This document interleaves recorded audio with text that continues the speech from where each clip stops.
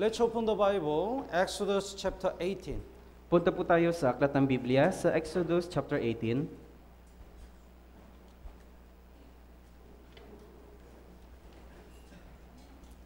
Exodus chapter 18, verse 18. Sa Exodus chapter 18, mula po sa verse 18. Basahin po natin ng sabay-sabay. 3, 2, 1. Ikaw at ang mga taong kasama mo ay manghihina sapagkat ang gawain ay totoong napakabigat para sa iyo. Hindi mo ito makakayang mag-isa. Today's sermon title is You Are Not Able to Perform It by Yourself. Ang paksa para po sa araw na ito ay hindi mo ito makakayang mag-isa. In chapter 16, 17, 18 are all talking about what we need in our Christian life. Mula po sa kapitulo na sa chapter 16, 17 at 18 ay pinapatungkulan sa ating buhay Kristiyano. In chapter 16, Israel people received the manna. Sa chapter 16 po, yung mga Israelita ay nakatanggap po ng mana. It means we need the word of God in our Christian life. Ibig sabihin, kailangan po natin ng salita ng Diyos sa ating buhay. And in chapter 17, Moses and Aaron Hur prayed together for the victory of the Lord. At sa chapter 17 naman po, ito pong si Moses, si Hur at si Aaron, sila po ay nanalangin para po sa pagtatagumpay ng Israel. So we need to pray in our Christian life. Kailangan po natin manalangin sa ating buhay Kristiyano. In chapter 18 is talking about the fellowship and cooperation. At tungkol naman po sa chapter 18 ay patungkol sa pagtitipon at pagtitingin sa kooperatiba. Because we cannot achieve the will of God alone. Dahil hindi natin maisa sa katuparan yung kalooban ng Diyos ng mag-isa lang. So today we're gonna learn the lesson, the importance of the working together. Kaya ngayon, pag-uusapan po natin yung pakikisama na mayroong pong pagsasama. The chapter 18 verse 1. Sa chapter 18 po, verse 1. Would you read? Si Jethro na pari sa Midian, biyenan ni Moises, ay nakabalita ng lahat ng ginawa ng Diyos kay Moises at sa Israel na kanyang bayan, kung paanong inilabas ng Panginoon ang Israel sa Ehipto. In the wilderness, Moses and all Israel people met Moses' father-in-law, the Jethro. Kaya doon po sa yung mga Israelita at si Moses, doon po sa natagpuan po nila yung biyenan po ni Moses na si Jethro. Then Moses shared how God works in Israel. At ibinahagi po ni Moses kung paano po yung mga ginawa nila sa Israel. Then the next day, Moses judged what is right whenever Israel people asked to Moses. Kaya sa kinabukasan, si Moses naman po ay humusga sa kung ano po yung tamang dapat gawin ng mga Israelita. The verse 13, so it was on the next day that Moses sat to judge the people, and the people stood before Moses from morning until evening. Kaya sa verse 13, kinabukasan, si Moses ay naupo bilang hukom ng bayan at ang taong bayan ay tumayo sa palibot ni Moses bilang mula sa umaga hanggang gabi. So the Jethro, the father-in-law of Moses, said, "It's not good." Kaya ito pong si Jethro, ng biyanan po ni Moses, ay sinabi, hindi ito tama. You cannot do these all things by yourself alone. Hindi mo ito pwedeng gawin ng ikaw lang mag-isa. That's why, by the help of God, He gave the very important advice to Moses. Kaya sa pamagitan po ng tulong ng Diyos, binigyan niya po ng advice ito pong sa Moses. So verse 21, that's why they assigned the lead rulers of thousands and rulers of the hundreds and rulers of the 50s and rulers of tens. Kaya nagkaroon po sila ng usapin na pumili sila ng mga tagapamuno ng 1,000, ng 100, ng 50 at ng 10. Oh. So this is the first leaders. Ito po yung mga naunang mga tagapamuno. So today, we're gonna learn one by one all the lessons. Kaya ngayon, pag-uusapan po natin isa-isa ito pong mga paksa. Let's look at chapter 18 verse 19. Punta po tayo sa chapter 18 verse 19. Would you read? Ngayon, makinig ka sa akin, Bibigyan kita ng payo at sumaiyo nawa ang Diyos. Ikaw ang magiging kinatawan ng bayan sa harap ng Diyos at dalhin mo ang kanilang mga usapin sa Diyos. When we look at this verse, we know how important the listening is. Kaya kung pag-uusapan po natin ito pong paksa, makikita po natin kung gaano napakahalaga po ng pakikinig. The father-in-law of Moses said, "Listen now to my voice." Kaya yung pong biyenan ni Moses, kanya pong sinabi na makinig ka sa aking tinig. So according to his advice, Israel people assigned many rulers. Kaya tungkol po sa mga pag-advise ni kay Moses, nagpayo po siya na napakaraming tagapamuno. That was good to care all Israel people. Ito po'y mabuting paraan para alagaan ang mga Israelita. The Moses listened the advice of Jethro. Kaya ito pong si Moses, nakinig po siya doon po sa payo ni Jethro. Verse 24, Moses heeded the voice of his father-in-law and did all that he had said. Verse 24, kaya't pinakinggan ni Moses ang kanyang biyanan at ginawa ang lahat ng kanyang sinabi. So, who does listen to others' voice? Sino po yung nakikinig sa mga tinig ng ibang tao? Who listen to others? Sino pong nakikinig sa iba? The humble man. Yung pong mapagkumbaba. If we are arrogant, we never listen to others. Kung tayo po'y mapagmataas, hindi po tayo nakikinig. If we are stubborn, we never listen to others' voice. Kung tayo po'y matigas ang ulo, hindi po tayo nakikinig sa iba. If Moses were arrogant, he probably said, I'm the leader of 200,000 Israel people. Kaya kung si Moses po ay mapagmataas, sasabihin niya, ako ang tagapamuno sa 200,000 mga kataong Israelita. I'm a messenger of God. Ako ang tagapagsalita ng Diyos. Father-in-law, have you experienced the 10 plagues? Ikaw, biyanan, nakaranas ka ba ng 10 salot? Have you seen the Red Sea is divided? Nakatagpo ka ba na yung pong dagat na pula ay nahati? But I did. Pero nagawa ko. Then how dare can you give me the advice? Kaya sino siya para bigyan ako ng payo? Even though he never mentioned it, he can think inside his heart. Kaya kahit na hindi niya man po yun sinabi, naiisip niya po yun sa kanyang puso. But Moses was humble. Pero po mapagkumbaba yung kanyang puso. So when he listened, he's right. Kaya kapag nakikinig po siya, alam niyang tama. That's why he really listened and did it. Kaya nakikinig po talaga siya at ginagawa niya. Why do people, why people cannot get salvation? It's because they don't listen. Bakit yung mga tao hindi po naliligtas? Kasi nga hindi po sila nakikinig. I can see their eyes in the Bible seminar. Nakikita ko po yung mga mata nila sa Bible seminar. They see, but they don't see. Nakikita po nila pero hindi po talaga nila nakikita. They listen, but they don't listen. Nakikinig po sila pero hindi sila nakikinig.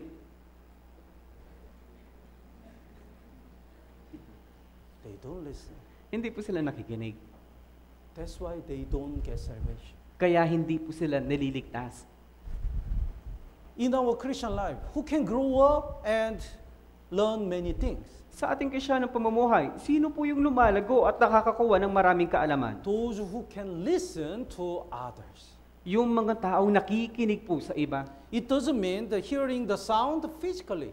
Hindi ibig sabihin po nito na nakikinig na parang dumatagos lang po sa kanilang pandinig. Not just simply hearing the sound. It's not listening. Hindi lang po yung parang naririnig po nila, hindi po ito yung pakikinig.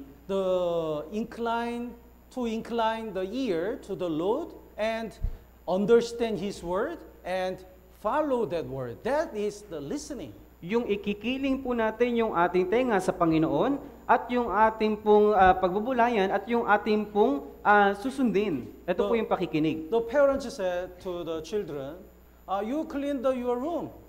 Kaya yung mga nanay, sinasabi po sa kanilang anak, linisin mo yung kwarto. The children said, oh. Sasabihin ng anak, oh. He listened or he doesn't listen? Nakinig po ba siya o hindi? The parents give the advice, you should be careful, blah, blah, blah. Then, sige. Yung nanay po, nagbigay ng payo, kailangan niyang ingatan yung kanyang sarili. Sasabihin po ng anak, sige, sige. Is that right? Tama po ba? Sige, sige. Oh, he doesn't listen. Hindi po siya nakikinig.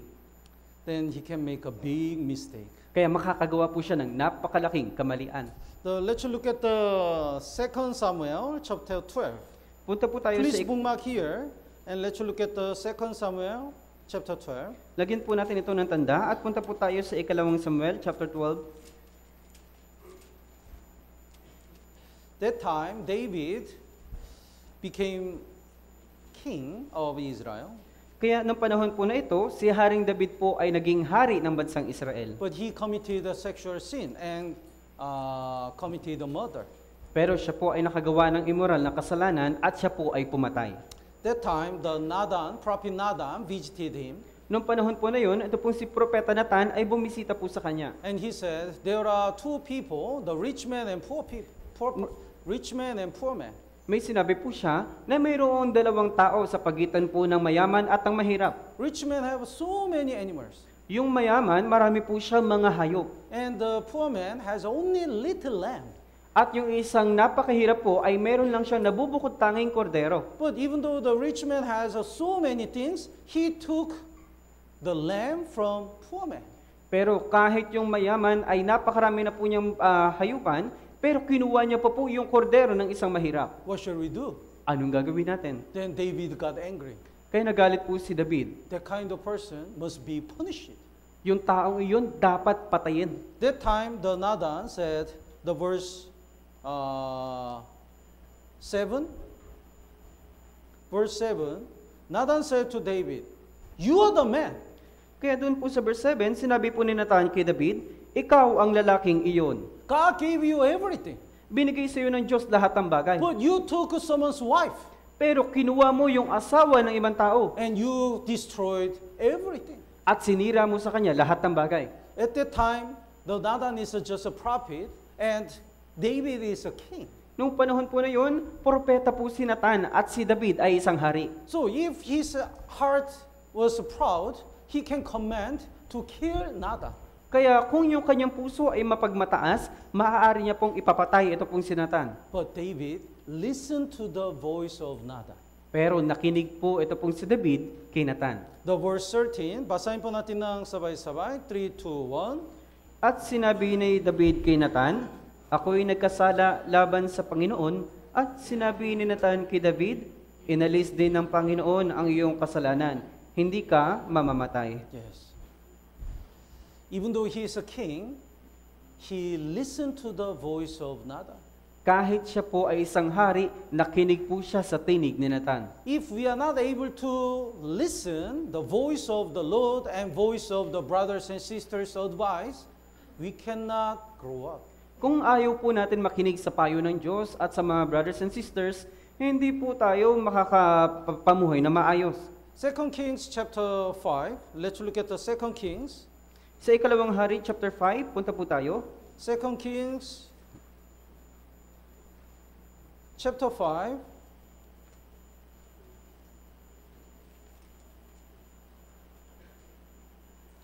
verse 3.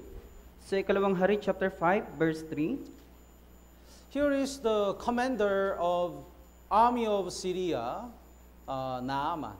Meron pong isang commander po dito na isang ng Syria. Ito po ang tawag ay si Naaman. He was a great and honorable man, Siya po ay dakila at kagalang-galang na tao. but he is a leper.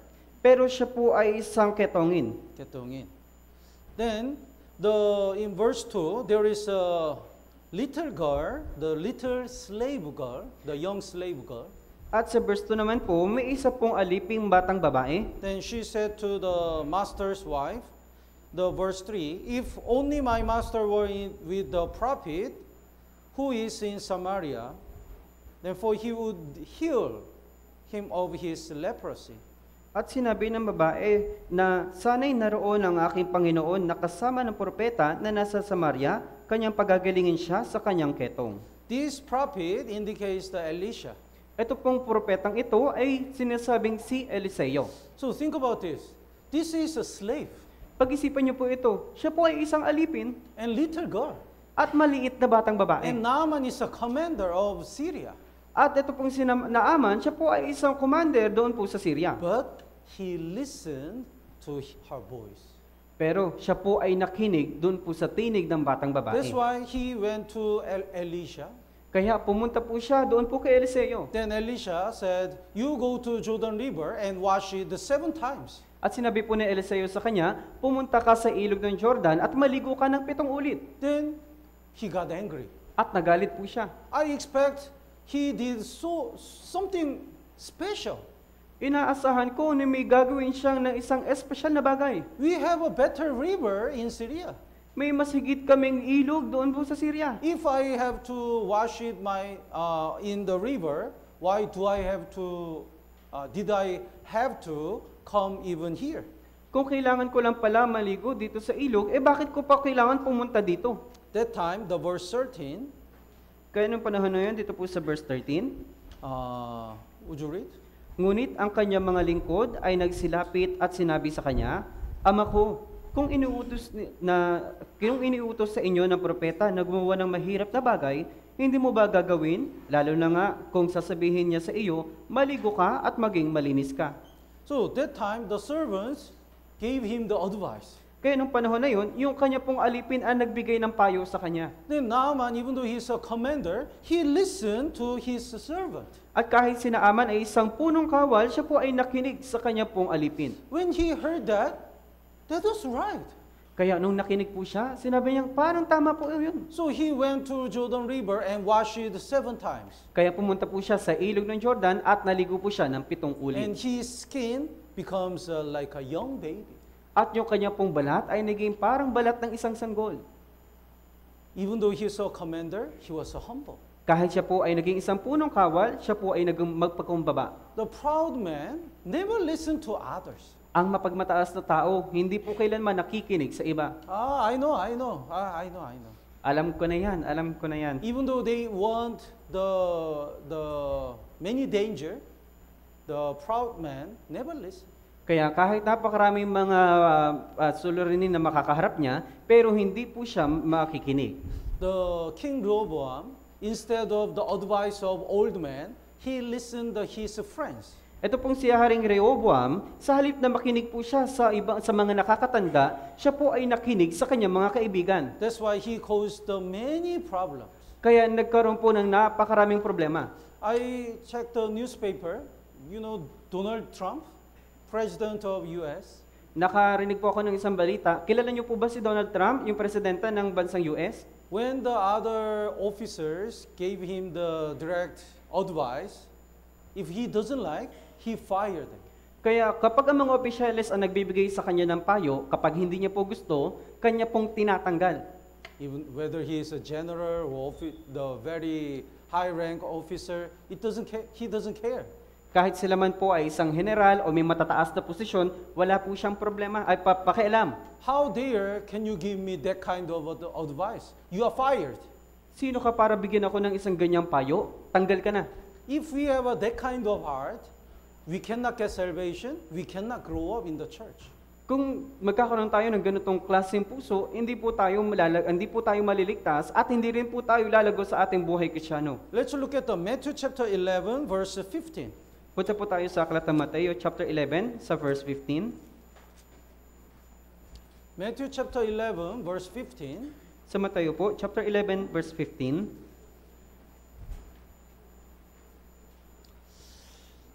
Even though we start 9 a.m., many brethren attend on time. Kahit tayo po ay nagsimula na po ng alas 9 ng umaga, napakarami po mga kapatid ay nakakapunta na po ng maaga din. I'm so thankful. Kaya nagpapasalamat po ako. But I worried if your spirit already arrived. Pero ako po ay nag-aalala kung yung inyo pong espiritu ay narito na rin. So,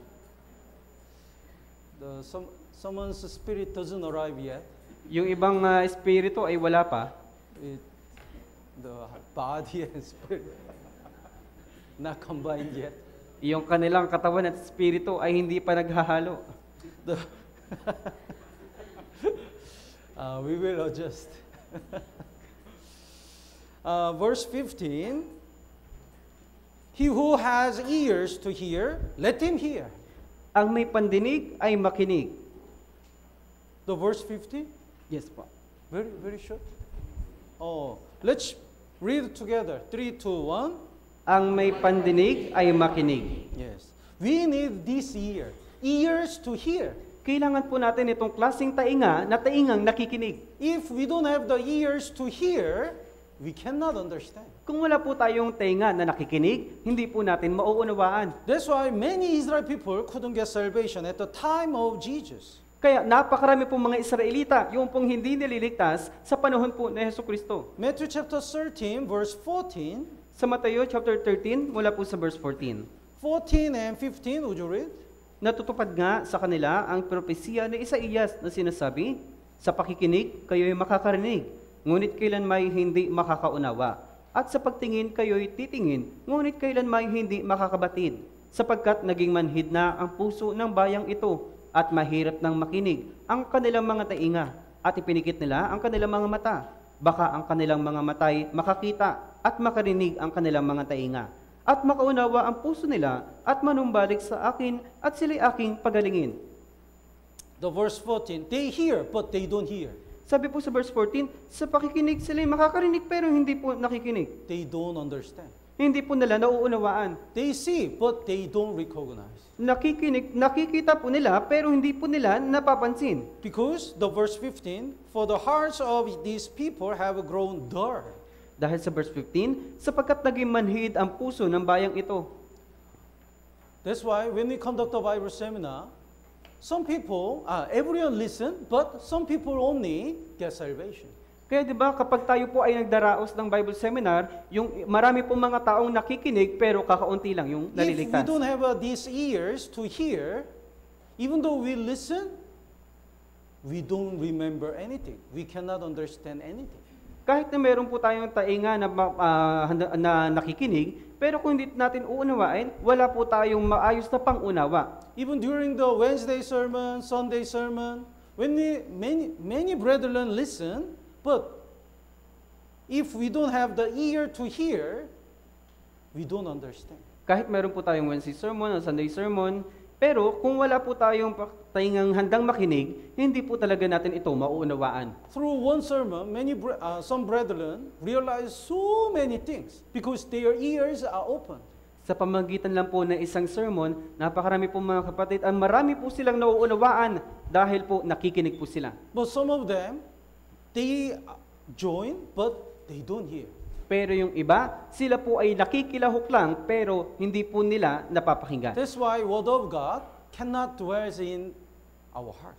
Kaya ang salita ng Diyos ay hindi nananahan sa ating puso. Then why people don't hear even though they hear? Pero bakit ang mga tao, hindi nila napapauunawaan kahit nakikinig po sila? There are many reasons, but one of the reasons is bias.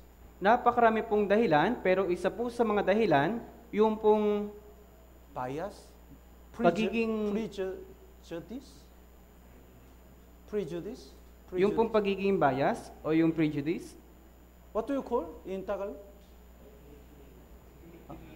may kinikilingan, Huh? kinikilingan, Kinikininga? may kinig, or pinapanigan po. Sorry. Pinapanigan? Pinapanigan. Pinapanigan? Pinapanigan. Pinapanigan. Because of pinapanigan, even though we hear, we don't hear. Kaya dahil po sa kanilang pinapanigan, kahit na nakikinig po sila, hindi po nila napuunawaan. When we wear the yellow glasses, everything looks yellow. Kapag nagsusuot po tayo ng dilaw na salamin, lahat po na nakikita natin ay dilaw. So some people think God hates him. Yung ibang mga Someone think God hates him. iniisip po nila na Somebody think that God hates him. yung iba iniisip po nila na ayaw po sa kanila ng Diyos. So when he faced on the financial difficulties, he said, "See, God hates me." Kaya kapag sila po ay humaharap sa maraming problemang pinansyal, iniisip nila na, tingnan nyo, may ayaw sa akin ng Diyos. Then God sent the one helper to help this man. Kaya nagpadala po ang Diyos ng isang katulong para tulungan itong taong ito. Then he said, God ignore me. Am I a beggar? At sinasabi ng taong ito na hindi ako tinutulungan ng Diyos. Ako ba'y pulubi? That's why the God helps me through this man. Kaya tutulungan ako ng Diyos sa pamagitan ng itong taong ito. So, because of his bias, what do you call? Pinapanigan. Pinapaligan. Oh, dahil sa pinapaligan, even though God works in his life, he cannot see it. Kaya dahil meron po siyang pinapanigan, kahit na tinutulungan na po siya ng Diyos, hindi po niya nakikita. That's why Bible keeps saying, let's look at the Revelation chapter 2, verse 7. Kaya tignan po natin sa aklat ng Apokalipsis chapter 2 verse 7. Revelation chapter 2, verse 7. Sa Apokalipsis po, chapter 2 verse 7. Basahin po natin ng sabay-sabay. 3, 2, 1. Ang may pandinig ay makinig sa sinasabi ng Espiritu sa mga iglesia. Ang magtagumpay ay siya kung pakakainin sa punong kahoy na buhay na nasa paraiso ng Diyos. Yes. This year is the year to hear. Etong pandinig na ito, ang pandinig na may pakikinig. He who has an ear, let him hear what the Spirit says to the churches. Ang may pandinig ay makinig na sinasabi sa Espiritu sa mga iglesia. Do you know Spurgeon? He's a great preacher in England. Kilala niyo po ba si Spurgeon? Siya po yung dakilang tagapangaral doon po sa England. One man didn't want to listen the word of God. May isang tao, ayaw niya pong makinig sa salita po ng Diyos. But he was curious, who is a Spurgeon? Pero nalilito po siya kung sino po si Spurgeon. So he came to the Bible seminar. Kaya pumunta po siya sa Bible seminar. And in order not to hear the word of God, he visited like this. Para hindi niya po mapakinggan yung salita ng Diyos, siya po ay bumisita na mayroon pong nakapiring sa kanyang, may nakatakip sa kanyang tainga. Even though he joined, he doesn't want to listen. Kahit siya ay nakalahok, ayaw niya pong makinig. That time, the fly settled on his nose. Noong panahon na yon, may isang langaw na pumunta sa kanyang ilong.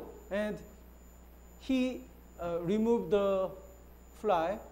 He pulled out the finger from ear and snatch it. Kaya nung pagkatanggal po nung kanyang langaw, kanya pong tinanggal yung kanya pong daliri mula po sa kanyang tainga. At that exact moment, the Spurgeon shouted, "He who has ears to hear, let him hear." Kaya nung panahon na yon, biglang sinabi po ni Spurgeon na ang may pandinig ay makinig. That word really entered his heart. Yung salita na yon ay pumukaw talaga sa puso ng Let tao. me hear. So he listened and he got salvation. Kaya nung nakinig po siya, naunawaan niya po talaga at naligtas po siya. Many people don't want to listen. That's why they hear but they don't hear. Yung mga tao, ayaw po talaga nilang makinig kahit sila ay nakikinig, hindi nila naunawaan. If our heart follow the word, we cannot hear the word, the voice of the Lord. Kaya kung yung ating puso ay sumusunod po sa mundo, hindi po natin napapakinggan yung pong tinig ng Diyos. Have you used the radio? Nakagamit na po ba kayo noon ng isang radyo? I think many youth don't know the radio. Sa tingin ko po, yung mga kabataan hindi po alam yung radyo. Do you know the radio? Oh. Somebody wants to listen the music through the radio. Yung iba, gusto makinig ng musika sa pamagitan po ng isang radyo. But it make all noise. Zzz. Pero marami po yun ingay. So he thought it doesn't work. Kaya iniisip niya na hindi po yun gumagana. But actually, he didn't match it the right frequency. Pero sa katunayan, hindi niya lang po nailalagay sa tamang frequency. When he make a right frequency, he can listen very clear voice. Pero kapag naitugma po niya yun sa tamang frequency, makakapakinig po siya ng napakagandang tinig. If our heart toward the word, the frequency is not matching with the voice of God. Kaya kung yung ating puso ay nakatuon doon po sa makamundong bagay, yung pong frequency ay hindi po tumutugma doon po sa tinig ng Diyos. That's why even though they listen, they cannot listen. Kaya kahit sila po ay nakikinig, hindi po sila nakakaunawa. That's why we have to pray, Lord, please help me to listen to your voice. Kaya dapat po tayong manalangin ng ganito, Panginoon, pakiusap, tulungan niyo po ako na makinig ng iyong tinig. Let's look at Isaiah chapter 50, Punta po tayo sa aklat ng Isaiah chapter 50 verse 4. sa verse 4 po. Isaiah really wants to have the Israel people to return God. Si Isaiah, nais niya po talagang panumbalikin ang mga Israelita. So, he prayed verse 4. Kaya nanalangin po siya sa versikulo 4, The Lord God has given me the tongue of the learned, that I should know how to speak. sabi po, binigyan ako ng Panginoong Diyos ng dila ng mga naturuan upang aking malaman kung paanong aalalayan ang mga salita ng nanululpaypay. He really want to have the Israel people through the word of God. Nais niya po talagang tulungan ang mga Israelita sa pamamagitan po ng salita ng Diyos. That's why he said, give me the tongue of the learned. Kaya sinabi niya, bigyan mo ako ng dilang naturuan. But before the tongue of the learned, he need the ear of the learned. Pero bago niya po magamit yung pong dilang naturuan, kailangan niya po ng tenga may pakikinig. That's why he prayed like this. The next part, he awakens. Would you read? Siya'y nagigising tuwing umaga, ginigising niya ang aking pandinig upang makinig na gaya ng mga naturuan. We need to pray like this. Kailangan natin manalangin ng gaya nito. Whenever we listen the sermon and read the Bible, please awaken my ear to hear as the learned. Tuwing makikinig po tayo ng mga sermon, sasabihin po natin na pakiusap upang bigyan mo ko ng pakikinig na handang makinig. So, let me understand your word. Upang maunawaan ko ang inyong pong salita. So, we have to listen the voice of the Lord. Kailangan natin pong makinig sa tinig ng Diyos. And we have to listen the advice of brothers and sisters. At kailangan din po natin makinig mula po sa mga payo ng mga kapatiran. And also, we have to listen the testimony of brothers and sisters. At kailangan din po natin makinig mula po sa mga patotoo ng mga kapatiran. When we listen their testimony, we can learn many things. Kung makikinig po tayo sa mga patotoo ng mga kapatid, marami po tayong mauunawaan. We know their concern and needs. Alam po natin kung ano po yung kanilang alalahanin at kung ano po yung kanilang kailangan. And we can learn how they evangelize their family and how to overcome the difficulties. At mauunawaan po natin kung paano nila na-evangelize yung kanilang pong pamilya at kung paano nila naharap yung kanilang pagsubok. So we have to incline our ear. Kaya kailangan po natin ikiling ang ating tainga. God give us the 2 ears and 1 mouth.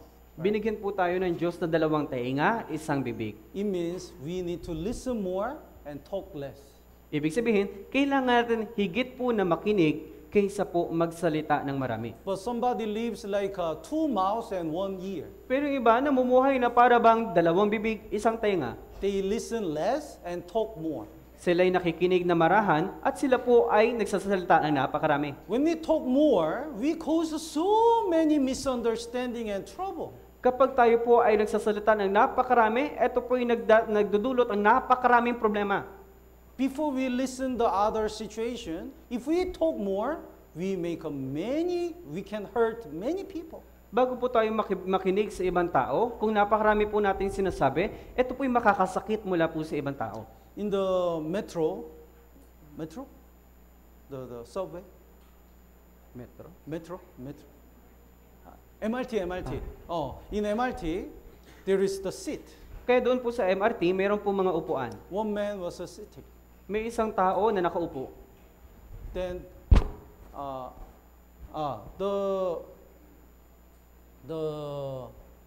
another example, the one sister always late in the fellowship. May isang sister po, pagpalagay natin, na lagi pong nahuhuli sa fellowship. Then, the other sister complained. Why she is always late? At yung isang sister na lagi po nagrereklamo po siya, bakit lagi siyang nahuhuli? Then she's smelly. Kaya parang naamoy. So one day she complained to her directly, why are you always late? Kaya isang araw, siya po ay nagreklamo sa taong iyon, bakit ka laging late? And what kind of smell? What kind of smell? Anong klaseng pangamoy? Amoy? Oh. Then she said, I'm selling the fish. Sinabi niya, ako'y nagbebenta ng isda. I work so late. Kaya ako ay nakakarating ng huli na. But I really want to attend the church. Pero gusto ko po talagang umattend ng iglesia. That's why even though I'm late, I rush to join the fellowship. Kaya kahit nahuhuli na ako, lagi ko pong minamadali para makaabot sa fellowship. If we don't know her situation, we easily judge. Kung hindi natin nauunawaan yung kanila pong sitwasyon, madali po nating husgahan. What a beautiful that sister. Gaanong napakaganda po yung sister na yon. She really wished to join the fellowship. Ninanais niyo po talaga makilahok sa pagtitipon. So, before we talk, we have to listen more. Kaya bago tayo magsalita, kailangan muna nating pakinggan.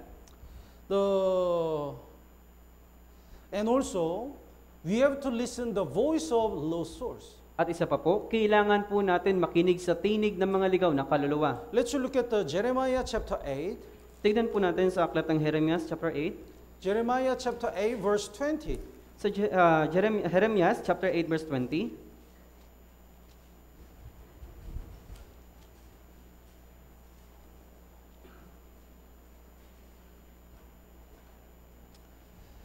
Jeremiah chapter 20 verse 8 chapter 8 verse 20. Basahin po natin ng sabay-sabay. 3 2 1. Ang pag-aani ay nakaraan, ang tag-init ay tapos na, at tayo'y hindi ligtas.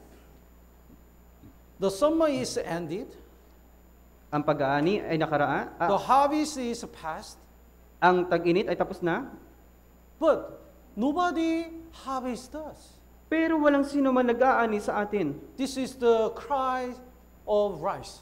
Ito po yung pong pagtangis ng mga tao. Like this, there is the cry of lost souls. Gaya po nito, mayroon pong pagtangis ng mga ligaw na kaluluwa. Harvest time. This is a harvest time until Jesus' second coming.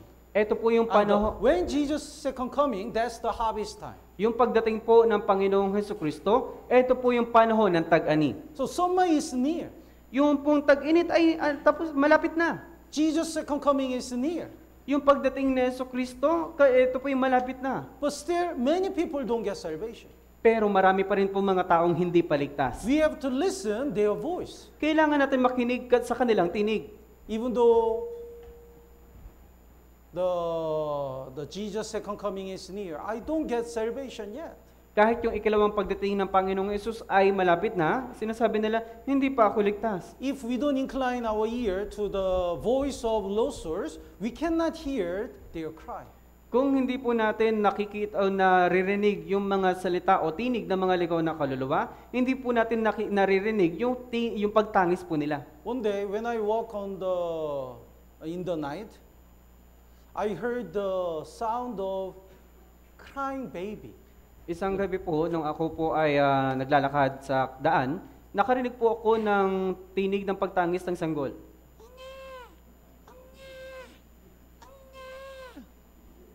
So I really surprised. Kaya nagulat po ako. Somebody threw the baby. May isang taong nagtapon ng sanggol. So I searched everywhere.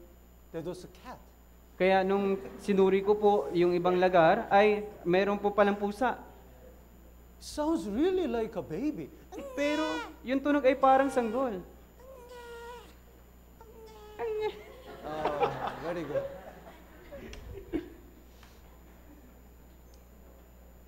What if it were really baby?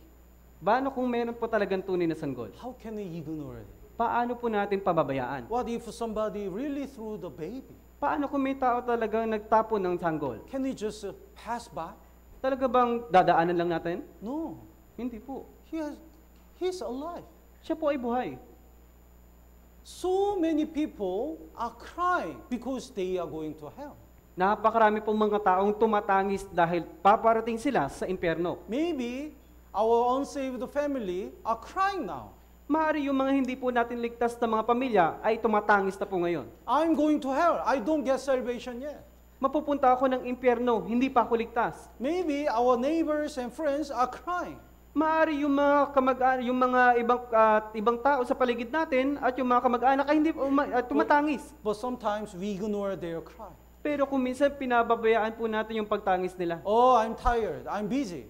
Pagod na ako, abala ako. That's why they are really going to hell. Kaya mapupunta sila sa impyerno. We have to listen to the voice of the Lord. Kailangan natin makinig doon po sa tinig ng Diyos. And we have to listen to the advice of brothers and sisters. At kailangan natin makinig mula po sa payo ng mga brothers and sisters. And we have to listen the cry of lost souls. At kailangan din natin pakinggan yung puntinig ng mga ligaw na kaluluwa. Let's go back to Exodus chapter 18. Balik po tayo sa aklat ng Exodo, chapter 18. So Moses really heard the voice of father-in-law. Narinig po talaga ni Moses yung tinig ng kanyang biyanan. Then Jethro said, the verse 18. Verse 18, basahin po natin ng sabay-sabay. 3, 2, 1. Ikaw at ang mga taong kasama mo ay manghihina sapagkat ang gawain ay totoong napakabigat para sa iyo. Hindi mo ito makakayang mag-isa. This is very, very important. Ito po ay talagang napakahalaga. You are not able to perform it by yourself. Hindi mo ito makakayang mag-isa. God doesn't want to do everything alone. Ayaw po ng Diyos na gawin natin lahat ng bagay na nag-iisa lang. Because God wants to share His blessing with us. Dahil nais pong ibahagi ng Diyos yung pagpapala sa atin. That's why God gives us so many chances to partake His work. Kaya binibigyan tayo ng napakaraming mga pagkakataon ng Diyos para makibahagi doon po sa gawain. But sometimes in the church, someone wants to work alone. Pero kung minsan sa loob ng iglesia, may isang taong gustong kumilos lang mag-isa. He stays alone, he eat alone, and he works alone. Gusto lang nilang manatili mag-isa, kumain mag-isa. Yun lang yung gusto nila, mapag-isa. He evangelize alone. Nag-evangelize po siya na mag-isa. It's not good before God. Hindi po yun mabuti sa harapan ng Diyos. Because we alone cannot achieve the will of God. We cannot achieve the will of God alone by ourselves. Dahil hindi po natin maisa sa kutuparan yung pong kalooban ng Diyos sa pamamagitan po ng ating sarili lamang. That's why we need to work together and pray together. Kaya kailangan po natin magpagal na magkakasama at kumilos ng sama-sama. So this is the chapter which assigned the rulers of 10,000, 500, 150, and 10. Kaya ito po yung kapitulo kung saan nagpalagay sila ng mga tagapamuno ng 10,000, ng 100, ng 50 at ng 10. Oh. What's the role of the church? Ano po ang katungkulan ng iglesia? What do we have to do until we stand before God? Ano yung mga bagay na dapat nating gawin hanggang sa humarap na tayo sa Diyos? Out of the church, we preach the gospel.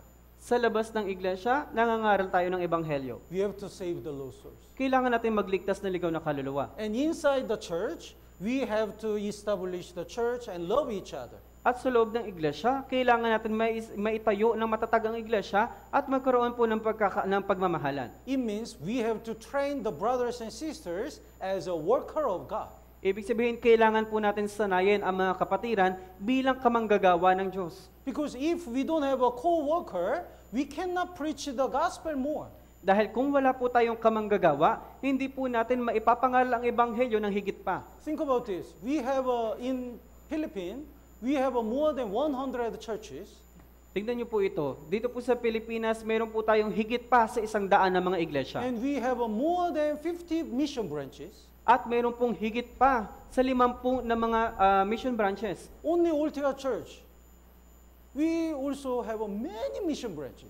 Kaya di ba sa Ortigas Church lang po ay napakarami na rin po natin mission branches. But if we don't have the enough pastors and evangelists, we have nobody to send there.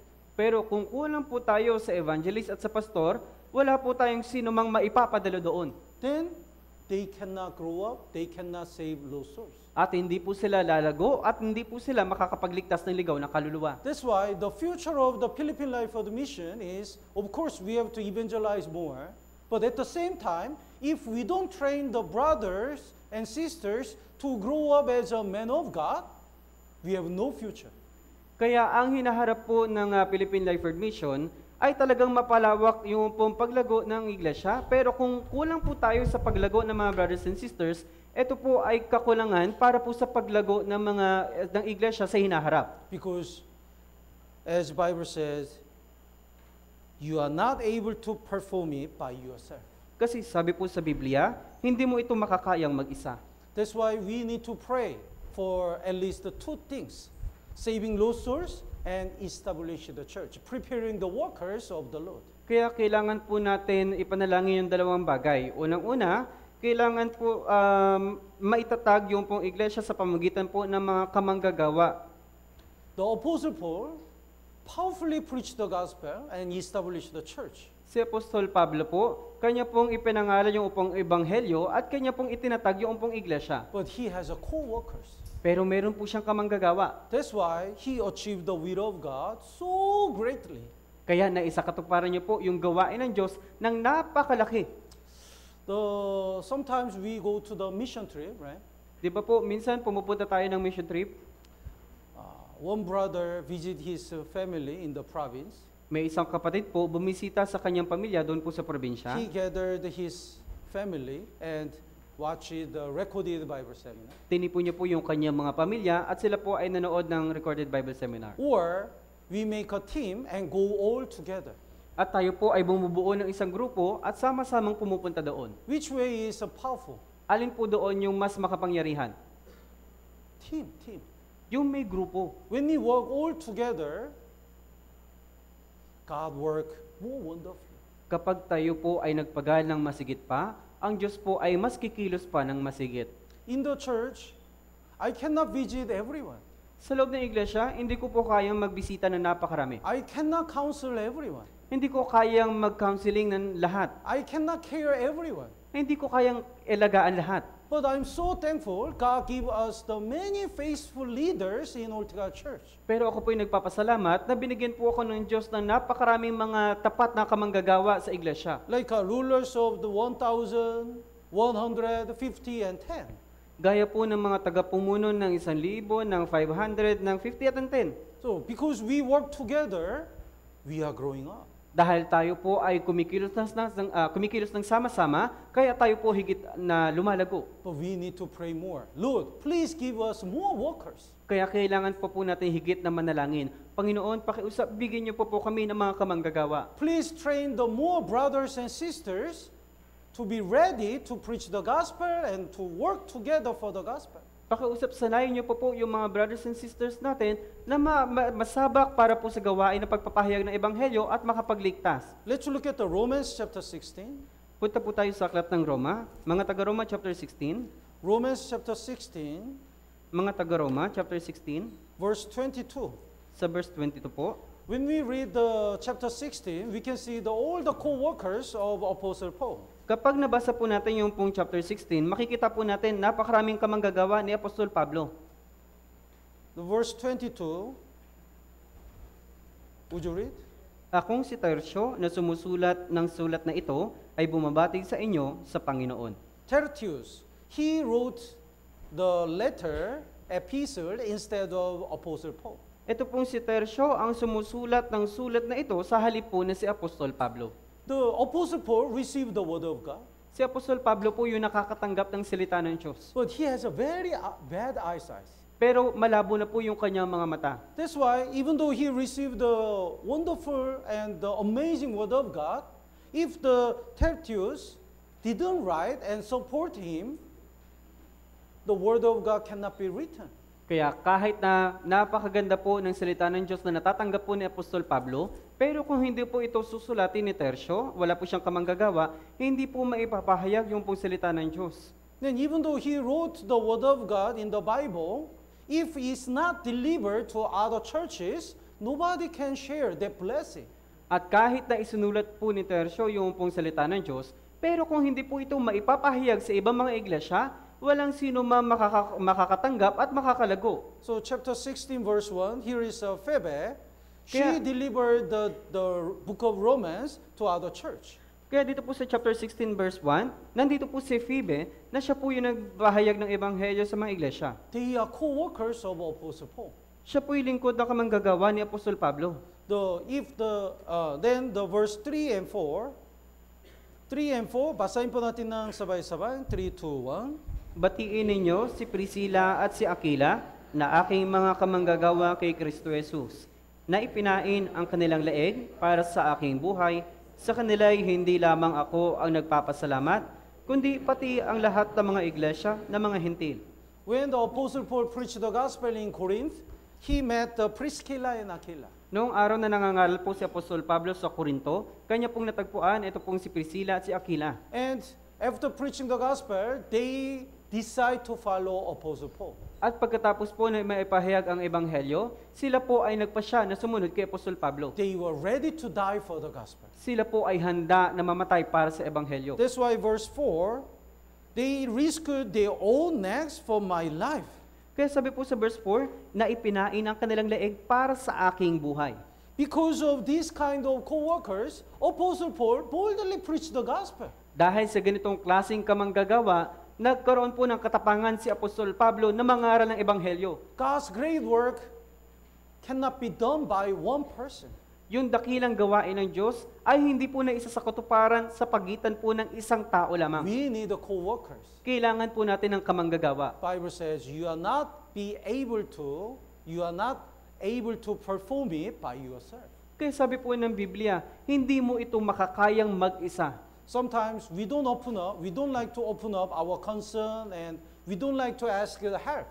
Kuminsan, ayaw po natin ibahagi yung ating mga alalahanin, ayaw natin humingi ng tulong sa iba. That's why our heart is getting worse and situation is getting worse. Kaya yung ating puso ay nagiging mas lalong mahirap, kaya pati yung ating sitwasyon. We don't even open up, even the prayer request. Hindi rin po tayo humihingi ng tulong sa pamamagitan po ng prayer request. We try to handle all our problems alone.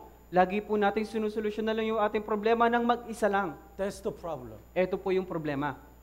Your problem is not your problem. Yung problema mo ay hindi mo problema. Your problem is our problem. Ang problema mo ay problema nating lahat. My problem is our problem. Ang problema ko ay problema nating lahat. The problem in the church is our problem, not the only pastor's problem. Ang problema ng iglesia ay problema nating lahat, hindi lang po problema ng isang pastor. Tama po ba? Yes. Without co-workers, we cannot achieve work of God. Kung wala po ang mga kamanggagawa, hindi po natin maisa sa katuparan ang gawain ng Diyos. Do you know the wild goose? Alam niyo po ba yung isang wild goose? Ay?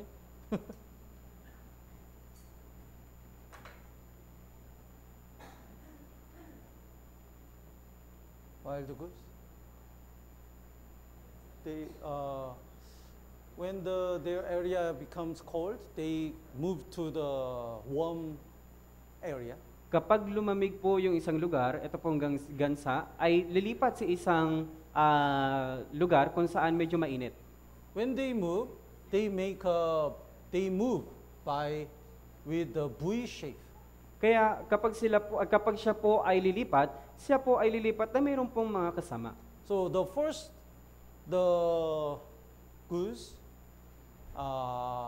hardest to fly because of the resistance of air. Yung nauuna pong gansa, siya po ay nakakaranas po ng kahirapan sa paglipad dahil siya po yung nakakatanggap ng napakaraming hangin. But next line is much easier to Pe- fly. Pero yung pangalawang kasunod po niya ay medyo madali na lang po makalipad. The last line is very easy to fly.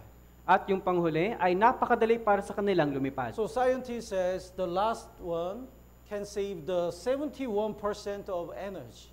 Kaya sabi po ng scientifico na ang mga kahulihan, sila po ay nakakatanggap ng 71% ng 71%. So if she is tired, they change the position. Kaya kung pagod na po yung nasa unahan, sila po ay maglilipat. And if they are all tired, they encourage each other. At kapag sila pong lahat ay pagod na, hihimukin po nila yung bawat isa. Ah! Ah! Ah! They encourage each other. Kaya hinihimok po nila, ha! Very good. Ah! Ah! Very good. So they move all together. Kaya sila po ay lilipad ng sama-sama. When one goose hurt and cannot fly, then at least one other goose stay together. Kaya kapag may isa pong gansa, yung pong hindi na kayang makalipad, may isa pong gansa ang mananatiling kasama niya.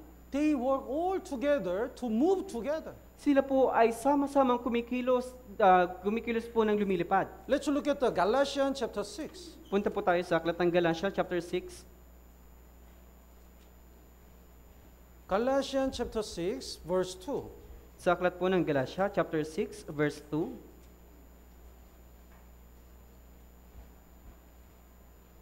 Basahin po natin ng sabay-sabay. 3, 2, 1. Dalhin ninyo ang mga pasanin ng isa't isa, at sa gayon ay matutupad ninyo ang kautusan ni Kristo. Bear one another's burden.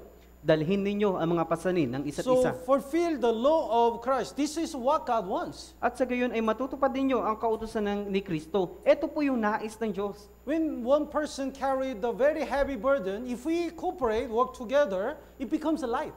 Kapag may isa pong tao na bibigatan sa kanyang pagbuhat, kung sama-sama po sila magtutulungan, ito po yung magiging magaan. But if each one carried each one's burden only, everyone is very heavy. Kung isa lang po yung talaga nagbubuhat ng napakaraming problema po nila, talaga pong nagiging mahirap para po sa kanila. Let's look at the Philippians chapter 1, Tingnan po natin sa aklat ng Filipos chapter 1, verse 27. sa verse 27 po. Only let your conduct be worthy of the gospel of Christ. What's the life which is worthy of the gospel of Christ?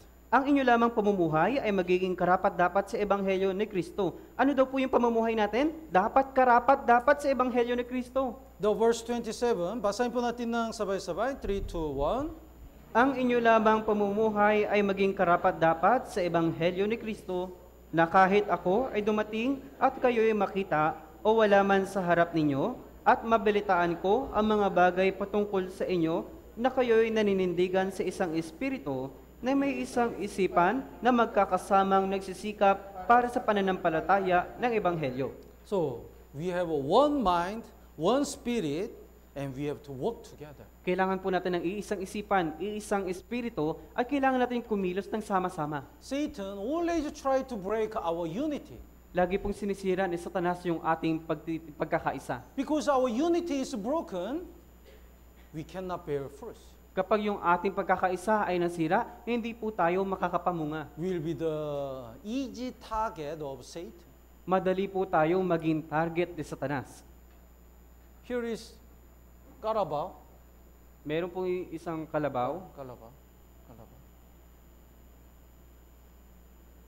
And lion wants to eat this Carabao. at may isang leon na gustong kainin ito pong kalabaw.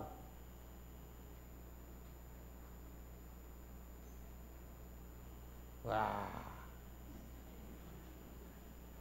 But they always move together. Pero lagi po silang sama-samang naglalakad. When they fight together against the lion, they are so powerful. Kapag sila po ay lumalaban sama-sama, kalaban po ang leon, sila po ay nagwawagi. That's why the lion cannot eat carabao. Kaya ang leon ay hindi niya po kayang kainin ito pong kalabaw. So lion approached one carabao first. Kaya ito pong leon, kanya po munang hinimok yung isang kalabaw. Hey, this carabao says he is stronger than you. Sinabi ng isang kalabaw, mas matikas daw po siya kumpara sa'yo. And he said, no, I'm stronger. Sinabi niya, hindi, ako yung mas matatag. Really? He said Totoo. he's stronger. Sinabi niya, mas malakas daw siya. He approached this carabao, said the same word. At kanya pong hinimok yung isang kalabaw na katulad din po ng kanyang sinabi. He said the same things to this carabao. At sinabi din niyo po, yung kanya pong sinabi, ay inulit niya po doon sa isang kalabaw. The carabao said, you are and they are stronger than you. At sinabi ng isang kalabaw, ikaw ay ay ganyan. So they hate each other. Kaya sila po ay nagkagalit sa isa't isa. Unity is broken. Kaya yung pagkakaisa ay nasira. They are separated. Kaya sila po ay nagiwahiwalay. Then lion eat one by one. Kaya kinain po sila ng leon isa-isa. If our unity is broken, we will be the target of Satan. Kung yung ating pagkakaisa ay masisira, tayo po ang magiging target ni Satanas. That's why we have to do our best to work, to work together. We have to do our best to keep our unity. Para masigit pa po tayong magpagalang sama-sama, kailangan po natin panatilihin yung pagkakaisa. Sometimes, because of so minor things, we fight. Minsan, dahil po sa isang napakaliit na bagay, tayo po yung nag-aaway. In the church, there is soy sauce group and salt group. Sa isang iglesia, may mayroon pong grupo ng mga toyo at may grupo ng asin. Toyo. So, toyo group, when they season the food, they use the toyo. Kaya kapag lalagyan po nila ng seasoning yung pong pagkain, lalagyan po nila ng toyo. Salt group use the salt. Kaya yung pong grupo, isang grupo naman, ginagamit nila yung asin. Asin. Asin. A S-I-N. asin. T-O Y-O. Y-O, toyo. Then, before Bible seminar, they cook together. Kaya bago mag-Bible seminar, sila po ay sama-samang nagluto. And Toyo group said, we need to put the more toyo. At sinabi ng Toyo group, kailangan natin maglagay ng toyo. The Asin group said, no. We need to put asin. At Hindi toyo. sinabi ng isang grupo, hindi, kailangan natin maglagay ng asin, hindi toyo. They said, toyo. Sinabi nila, toyo. Asin. Asin, toyo. Asin, toyo. Toyo, asin. They fight. Kaya nag-away po sila. Then, they don't want to cook. At ayaw na po nilang magluto. They come to the pastor. Pumunta sila sa pastor. Because of Asin group, I cannot cook. Dahil sa sa asin, ayaw na po namin magluto. Because of Toyo group, I don't want to cook. Dahil sa mga toyo, ayaw na rin namin magluto. All invitees watch it, they fight. Kaya lahat ng mga invitee, talagang pinanood sila. Then how can we expect the fruit? Kaya paano natin aasahan yung bunga? What is important? Toyo or asin? Anong mahalaga, yung toyo o yung asin? Anything is okay. Kahit alin man ay maayos lang. Tama po ba? It's not important. Unity is important. Hindi po yun yung mahalaga. Ang mahalaga po yung pagkakaisa. But sometimes we have to put the cup for the pastor here. Oh no, here. No, here. Minsan Minsan sinasabi nila, kailangan natin ilagay yung baso ni pastor dito. Hindi, dito. Wala, kaya may problema. Sometimes because of very small things, Satan enters the church, break the unity. Kaya dahil sa maliit na bagay lang, madaling pumapasok si Satanas para tayo ay sirain. So we should be very careful to keep our unity. Kaya kailangan po natin mag-ingat na huwag masira yung ating pagkakaisa. Because we are not able to perform the will of God by ourselves. Dahil hindi natin ito makakayang mag-isa lang. Let's look at Psalm number 133. Punta po tayo sa Aklat ng Mga Awit, chapter 133. Psalm 133. Sa Aklat ng Mga Awit, chapter 133, verse 1. sa verse 1 po. What's the beauty in the eyes of God? Ano pong napakaganda sa mga mata ng Diyos? When we work together in unity, it looks beautiful. Kapag tayo po ay kumilos ng sama-sama, ito po'y napakabuti. The verse 1, basahin po natin ng sabay-sabay. 3, 2, 1. Narito, napakabuti at napakaligaya kapag ang magkakapatid ay sama-samang namumuhay na nagkakaisa. My dream is if I become super rich, I build a big building for all the brethren to live together. Yung pangarap ko po, pag ako'y isang napakayaman na, talagang bibili ako ng isang lugar, gusali, na talagang doon na maninirahan yung mga kapatiran. So every morning we can have the quiet time before we go to work.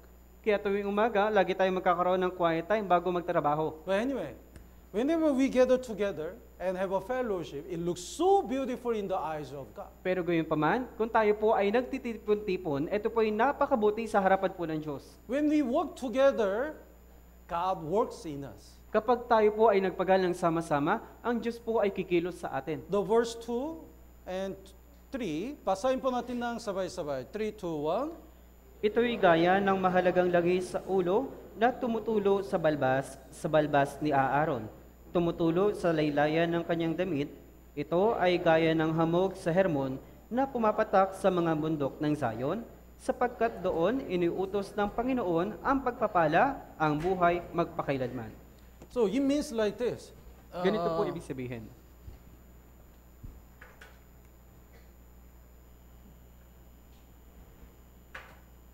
There is a man. May isa pong tao, And the bear, kaya meron po siyang balbas, then when we anoint the oil in the head, it flow up to the bear to the end. Kaya kapag binuhusan po siya ng langis mula sa kanyang ulo, ito po'y umaabot hanggang sa kanya pong balbas, hanggang sa kanyang laylayan. Because everything is connected. Dahil lahat po ay magkakakonektado. In verse 3, there is the Hermon mountain. Kaya doon po sa verse 3 ay mayroon pong bundok ng Hermon. In Israel, the highest mountain is the Hermon mountain. Kaya doon po sa Israel, ang pinakamataas sa tuktok ng bundok ay yung pong bundok ng Hermon. And here is the ice and snow in the top of the mountain. At mayroon pong nagyayelo doon po sa ibabaw ng tuktok ng Hermon. And all the big mountain is connected from Hermon mountain. At lahat po ng mga malalaking bundok ay nakakonektado doon po sa bundok ng Hermon. It looks like a canyon. Kaya mukha po silang mga kanyon. Then, in the summer season, there is no water. Kaya sa panahon po ng tag-init, wala pong tubig. But when then the ice on the top of the Hermon mountain, when it melts, it flows and wet all the mountains. Kaya kapag natunaw po yung nagyayelo doon po sa tuktok ng bundok ng Hermon, ito po yung nagtutubig at dumadaloy doon po sa mga bundok na nakakonektado. Then each small mountains provide the water to other area. At yung po mga maliliit na bundok, ito po yung nagbibigay ng mga tubig sa iba't ibang mga lungsod. That's the secret of unity in the church. Ito po yung sekreto ng pagkakaisa sa loob ng iglesia. When we are united, when God gives us the word of God, that word of God gives the strength to everyone. Kaya kapag tayo po ay nagkakaisa, kapag ang salita po ng Diyos ay dumating sa atin, ito po'y kumukonektado sa lahat po ng mga kapatiran. When we are united, God can use all of us to achieve His will all together. Kapag tayo po ay nagkakaisa, madali po natin maisa sa katuparan yung pong gawain po ng Diyos ng sama-sama. So, have you heard the synergy effect? Nakakarinig na po ba kayo ng synergy effect? 1 plus 1 is 2. Yung 1 plus 1 ay equal sa 2. But synergy effect is when we add the 1 plus 1, it becomes a more than 2. Pero sabi po sa synergy effect, kapag nagdagdag po tayo ng 1 plus 1, mas higit pa itong magiging marami. So one horse can carry the 6,000 kilogram. Kaya isang kabayo ay kayang bumuhat ng 6,000 na kilogram. Then when the two horses carried, it's not the 12,000 kilogram. Kaya kapag dalawa na po yung kabayo, ito po ay nasa 12,000 na kilogram. When they carried together, they carried 23,000 kilogram. Pero kung sama-sama po sila, kung magkasama po silang nagbubuhat, umaabot na po ito ng 20,000 na kilogram ang bigat. This is a synergy effect. Ito po yung synergy effect. Now, let's go back to Exodus chapter 18. Balik po tayo sa aklat ng Exodus chapter 18. So we have to always remember, I cannot achieve the will of God by myself, alone. Kaya lagi po natin alalahanin sa ating sarili na hindi natin ito makakayang mag-isa. That's why we also cooperate and work together. Kaya kailangan po natin makipag-cooperate at magkaroon po ng pagkikilos ng sama-sama. Then the verse 20, would you read? Ituturo mo sa kanila ang mga batas at ang mga kautusan at ipapaalam mo sa kanila ang daang nararapat nilang lakaran at ang gawang kanilang nararapat gawin. Moses' father-in-law suggest to Moses, teach them, you shall teach them, and show them the example, good example. Kaya yung pong biyenan ni Moses, sinabi niya po kay Moses na ituturo mo sa kanila at ipakita sa kanila yung mga halimbawa. So all rulers learn from Moses. Kaya lahat po ng mga tagapamuno, may natututunan po sila kay Moses. And all other Israel people learn from the rulers of 10,000 and 100, these rulers. At lahat naman po ng mga Israelita, sila po ay natututo mula po sa mga tagapamuno ng 10,000, ng 500, ng 100. So Joshua learned from Moses. Kaya si Joshua ay nakaunawa din po mula kay Moses. Timothy learned from Apostle Paul. Si Timoteo po ay nakaunawa mula din po kay Apostol Pablo. Elisha learned from Elijah. Si Eliseo ay natuto rin po mula po kay Elias. And all disciples learn from Jesus. At lahat po ng mga alagad ay natuto mula po kay Jesus. So like this, we learn from other brethren in the church. Gaya po nito, marami po tayong matututunan mula po sa mga kapatiran sa loob ng iglesia. But we have to remember, everyone is not perfect. Pero kailangan po nating alalahanin, hindi po lahat ay perpekto. So if you see someone's weakness, you just pray. Kaya kung makita niyo po yung kahinaan ng ibang kapatid, kailangan niyo po silang ipanalangin. If there is something good, you learn it. Kung meron pong mabuti mula sa kanila, kailangan niyo po yun matutunan. Wow, that brother always read the Bible so diligently. Yung brother na yun, lagi nag-aaral ng Biblia. That old nanay always attend the Lord's Day sermon. At yung mga lola, lagi po silang umaaten ng Wednesday sermon. Wow, that brother, that sister, they sacrifice a lot. At yung mga kapatiran ay nagsasakripisyo ng napakarami. Lord, please help me to grow up that brothers and that sister. Kaya Panginoon, pakiusap po na higit akong lumago na katulad ng kapatid na iyon. We have to grow up and we have to learn from others. Kailangan nating lumago at kailangan natin matuto mula po sa iba. Let's look at the verse 21. Punta po tayo sa verse 21. Basahin po natin ng sabay-sabay. 3, 2, 1. Bukod dito'y pipili ka sa buong bayan ng mga lalaking may kakayahan, gaya ng mga may takot sa Diyos, mga lalaking mapagkakatiwalaan, at mga napupuot sa suhol. Ilagay mo ang mga lalaking iyon na mamuno sa kanila, mamuno sa libo-libo, sa daan-daan, sa 50-50 at sa 10-10. Nobody can be the ruler of thousands. Walang sino man makakapamuno ng libo-libo. When he become qualified, he can become a ruler of thousands. Kaya pag sila po ay naging kwalipikado, sila po ay magiging tagapamuno ng libo. The ruler of 10 cannot become a ruler of thousands. Ang tagapamuno ng 10-10 ay hindi pwede maging tagapamuno ng libo-libo. So it means we have to grow up. Kaya ibig sabihin, kailangan po nating lumago. When we get salvation, it's hard to carry ourselves. It's Okay. hard to care ourselves. Kaya pagkatapos na tayo po ay maligtas, napakahirap din para sa atin alagaan yung ating sarili. But when we grow up more, we can care our invitee. Pero kapag tayo po ay lalago na, tayo po ay makakapag-alaga ng mga invitee. When we grow up more, we can care our invitee, our brethren. Kaya kapag higit po tayong lalago, makakapag-alaga na po tayo ng mga nag-imbitahan at ang mga kapatiran. We can care more brethren and more churches. At makakapag-alaga na po tayo ng higit pang mga kapatiran at ng isang iglesia. So don't be satisfied when when we get salvation. Kaya huwag po maging sapat sa inyo yung bagay na kapag natapos po kayong maligtas. God wants us to grow up more. Nais po ng Diyos na higit pa po tayong lumago. We become a ruler of 10th. We need to have the faith and learn all the things as a ruler of 10th. And then, don't be satisfied. Kaya kapag tayo po ay naging tagapamuno na ng 10-10 o ng mga higit pa, pakiusap, huwag tayong magtuon sa mga bagay lang po na ito. Please pray, Lord, teach me more and train more to to grow up like the ruler of 50.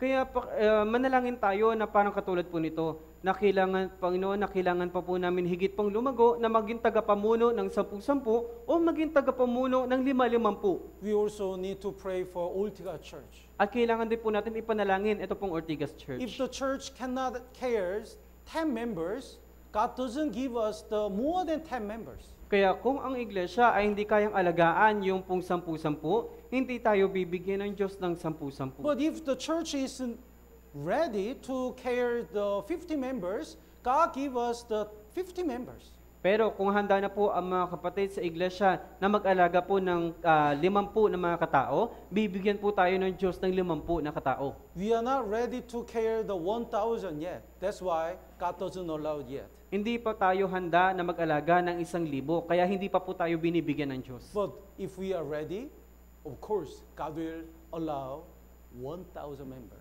Pero kapag handa na po tayo, sa katunayan, ibibigay po sa atin ito ng Diyos. That's why we need to pray, Lord, please train me and let me grow up more and let our church grow more.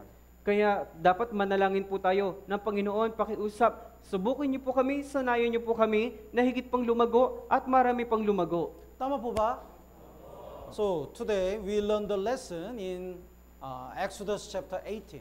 Kaya ngayon, napag-aralan po natin ang tungkol po sa aklatang Exodo chapter 18. Even though Moses was a leader of all Israelite, he humbly listened to the voice of his father-in-law. Kahit si Moses po yung tagapamuno ng buong Israelita, siya po ay nakinig sa kanya pong biyanan. Like this, we have to listen to the voice of the Lord and the advice of brothers and sisters. Gaya po nito, kailangan din po nating makinig mula po sa tinig ng Diyos at sa tinig ng mga kapatiran. And also, we have to listen the voice of cry of lost souls. At kailangan din po natin makinig mula po sa pagtangis ng mga ligaw na kaluluwa. And Bible says, you are not able to do it by yourself. At sabi po ng Biblia, hindi mo ito makakayang mag-isa. So, without co-brethren, co-workers, we cannot achieve the will of God. Kaya kung wala po tayong mga kamanggagawa ng mga kapatiran, hindi po natin maisa sa katuparan yung gawain ng Diyos. So we should be united and work together. At kailangan po natin magkaisa at kumilos ng sama-sama. And we have to learn from others in the church. At kailangan natin matuto pa mula po sa iba. And like the rulers of 10,150 and 10, we have to grow up more and more. At bilang mga tagapamuno ng libo-libo, daan-daan, lima-limampu at sampu-sampu, kailangan pa po natin higit na lumago pa. As much as we grow up, we can see more and we realize more. Hanggang sa lumago tayo, marami pa po tayong matututunan at mauunawaan. Tama po ba? Let's pray together.